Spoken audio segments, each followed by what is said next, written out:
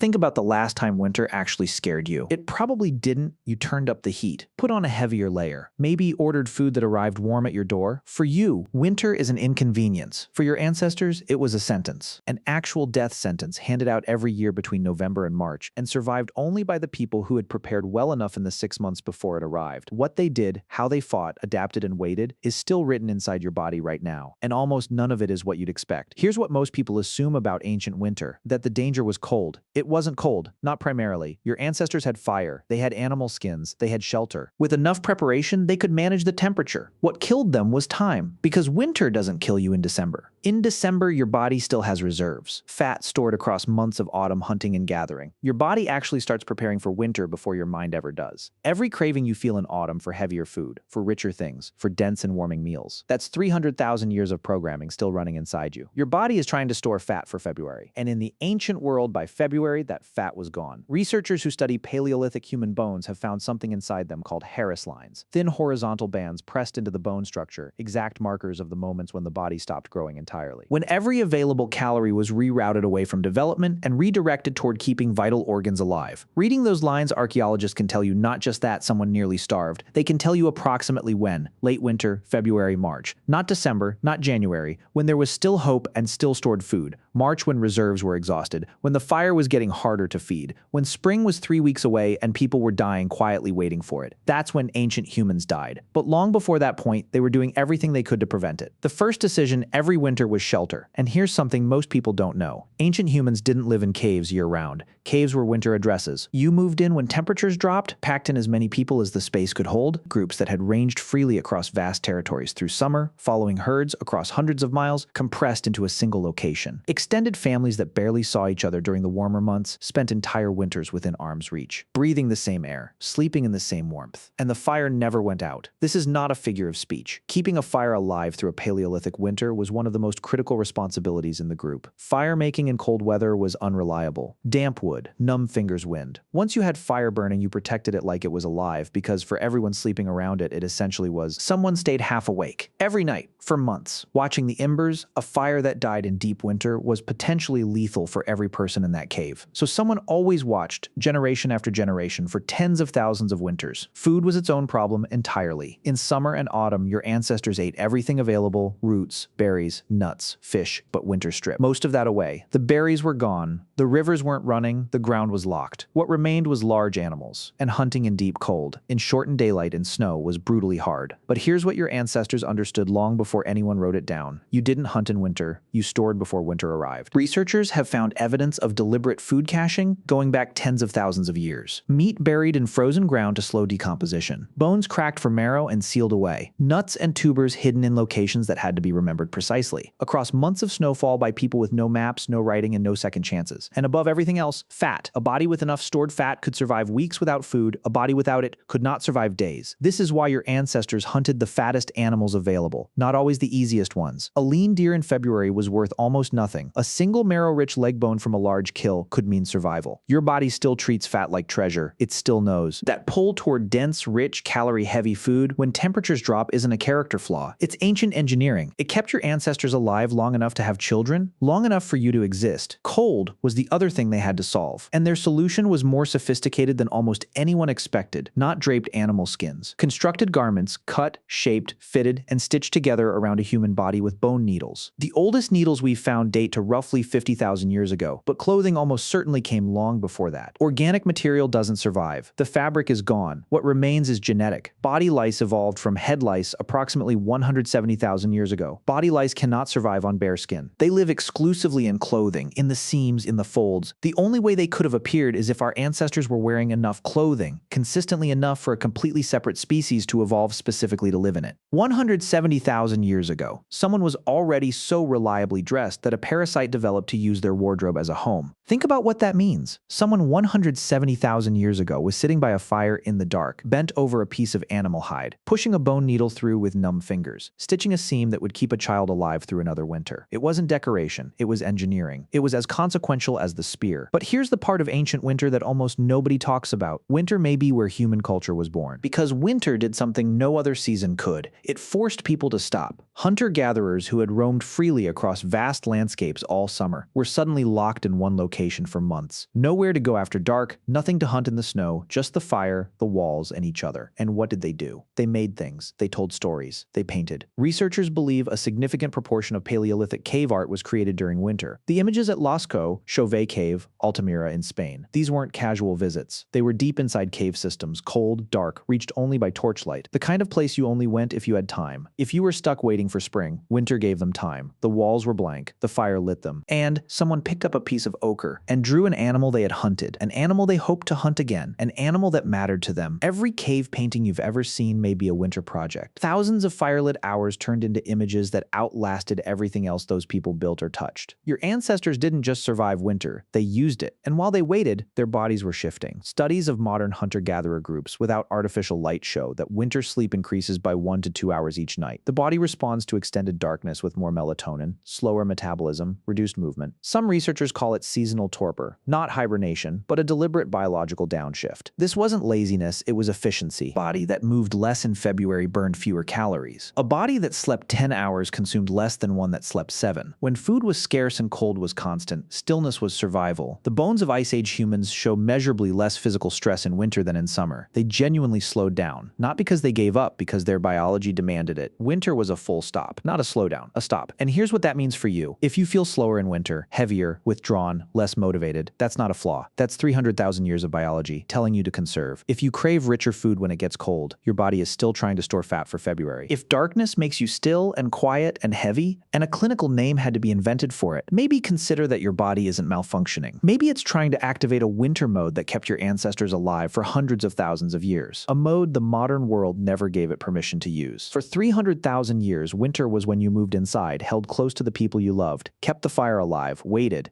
You painted the walls. You slept longer than summer ever allowed. You survived. We replaced all of that with deadlines, office lights, and a calendar that treats January like any other month, but your body still remembers what winter was supposed to feel like. And that part of you that wants to slow down, that wants to stop, that wants to sit beside something warm and simply not move, it isn't broken. It's ancient.